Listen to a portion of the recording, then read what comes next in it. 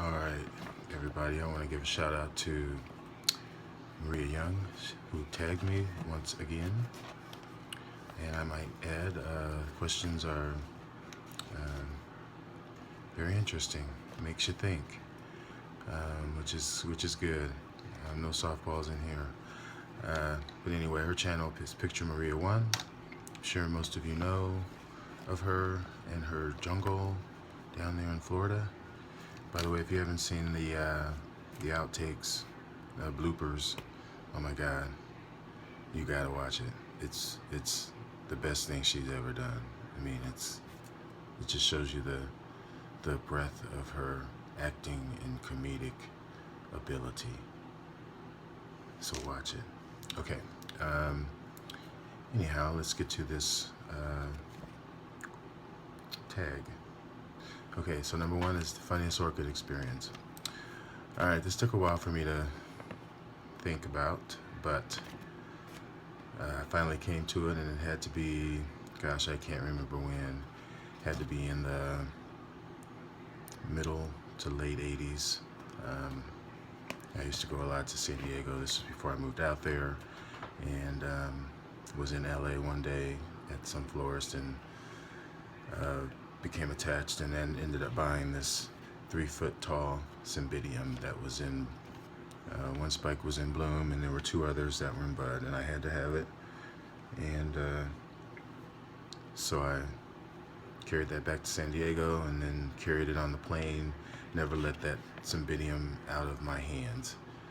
Made up this excuse that you know, it's from my grandmother, who was old and dying, you know, I was taking it to her on her deathbed. And you know, luckily, after 3 or 2, I suppose, legs of the flight, I was allowed to bring it home.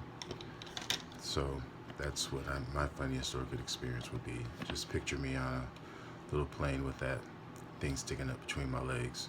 Anyhow, number 2, most devastating or embarrassing orchid experience. Sad to admit, this is one that really has set me back a ways, and to be quite honest, it was I used to entertain a lot more here, and inevitably I'd end up showing people the greenhouse, and more than a few occasions someone would whip out a cigarette, or a lot of times it was marijuana, and so I just let them smoke it up in there. And you know, it took a while to realize the effect that it was having on my plants, and some of them are still recovering, the ones that didn't perish because of it. So it is embarrassing, and it was devastating, and I'm still sort of paying for it. I lost lots of foliage went first, browning around the edges. It had to be due to the poor quality of the air, just those few times. So never smoke in your greenhouse, or your growing space for that matter. Okay, number 3, orchid pet peeves. Okay, my number 1 orchid pet peeve is just the whole concept of that ice cube method. I think it's so ridiculous. I just think it's ridiculous. Okay. Number 2, I really hate going into Lowe's, not Lowe's, well, anywhere that has those phalaenopsis that are dyed in weird colors. That is just not possible in any sort of plant world. I guess they are possible in some plants, but just not orchids, and it's definitely not phalaenopsis. You know the ones I'm talking about. I'm not going to go into them. Also, I really hate going into any of your big box stores and seeing the orchids there so dry and dying right in the pot, in spike. Yeah, I guess I should be happy because, you know, perhaps I might pick one up for a discount, but I still think that's a pet peeve. You know, if they have somebody back there working, they should know how to take care of their plants. Okay, number 4 is my favorite gift. I would probably have to say at this point my favorite gift is the Monaria Millennium Magic that I received last year from a good friend of mine who accompanied me to the Hauserman open house, which is coming up in February. Anyhow, they had several of them that were in spike, and last year, you know, that was the trendy plant to have, and everybody had to have one, and so I always try to go the other way. And I resisted that, and he picked one up, and he's a novice orchid grower, and you know, I was happy for him. But you know, about a week later, he showed up at my house and just presented it to me, and I've grown to love that orchid, especially now since it is in spike, although it has been in spike for seems forever. But anyhow, number 5, most enlightening orchid discovery. Okay, I would say the year that I was given a tip on my deciduous dendrobiums, the Anosmum, Superbum, Pendulum, Laudagetsii, those. That I was told that, you know, after the dry rest, when they begin their, actually when they're beginning their bud formation, I was told that you should give them copious amounts of water, because that would be in the spring when that happens. Also, generally during that time, it is more new growth is happening anyway at the same time that the buds are forming. So I was told to sometimes water them, even if you think that you're watering them too much. You should water them. It's less about the plant uptaking water. I think it's more that they like the feel of the flow of the water over their roots. Generally, you mount these anyway, so they are able to dry off pretty quickly. So anyhow, copious amounts of water, folks, for your deciduous dendrobiums. That will increase their production of the new growth, and also somehow the buds for the next year. All right, and also I was enlightened, and I don't know why it took me so long to think about this, but when you think about the plant growing in the trees high up in the canopy, they're protected in the summer by the above foliage that has grown over the spring, which is why a lot of the high-loving plants, they can't take full sun. They do like the canopy sun, shaded sun, but in the wintertime, that foliage that protects them in the summer dies off, and so they are in full sun in the wintertime. So generally in the wintertime, they can and do appreciate more sunlight. Okay, number 6 is best orchid practices. And I would have to say water weekly would be at the top of the list. Then I would also say documentation. Okay, as far as documenting, I would suggest, or something that I've done, is every year I get an extra calendar, and I kind of just, you know, as I fertilize my plants, I will write down on the day and the temperature of outside, the weather, and I will list the plants that are actually in bloom. So I know. And I actually started drying and pressing flowers here as another way of elongating the magnificence of orchids and ensuring that they're going to be a while, for as long as I can keep them alive. You know, whether it's pressed or whether it's on a spike. So anyhow, yeah, I think that's a very good practice. You know, just write it down, and then you know from year to year, you know, if the plant is on schedule, you'll know, you know, how the weather was. I think it's just a pretty good practice. And then this, of course, turned into a hobby where I was just randomly throwing flowers in and pressing them in the book. And that progressed to this.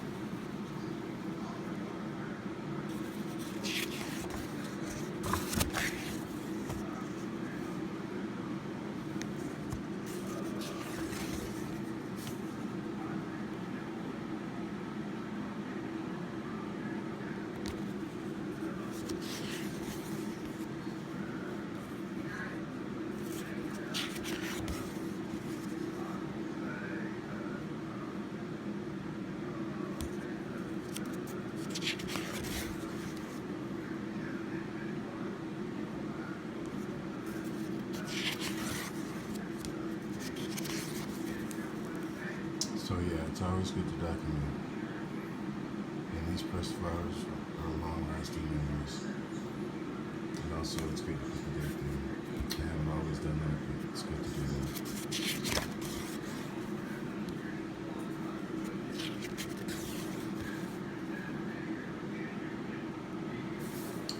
So anyway, that is what I would say is best orchid practices.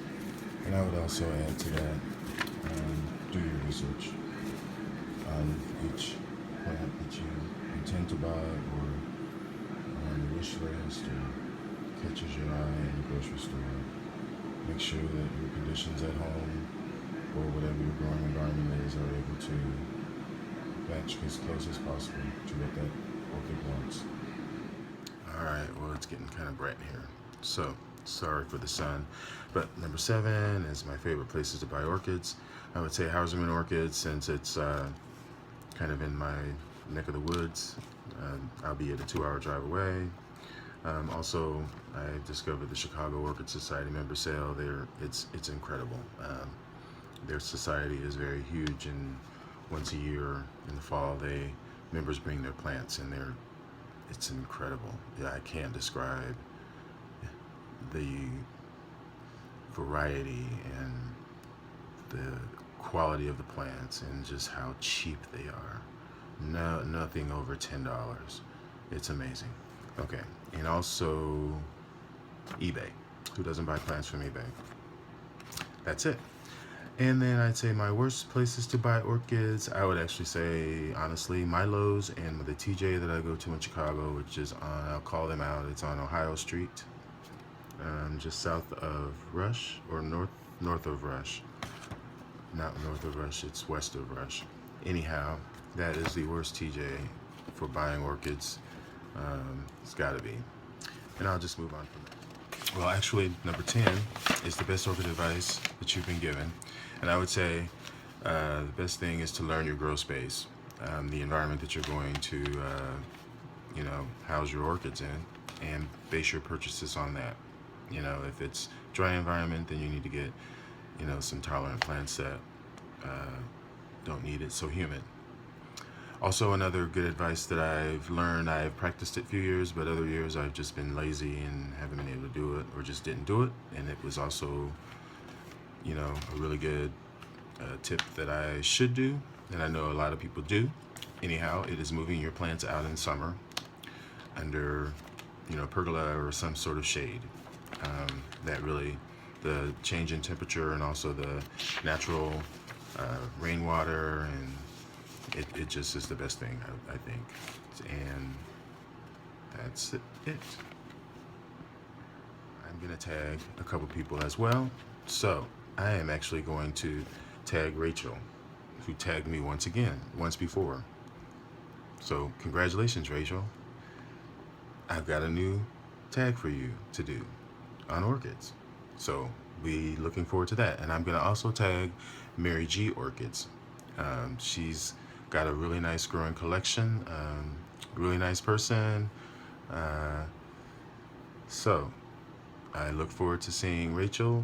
Rachel, her channel is Gardening at Dewinza. I'm sure a lot of you have seen that. Her garden, her book, her orchid collection. So I have put it on YouTube to do this tag. Anyhow, enjoy your orchids and take care, everybody.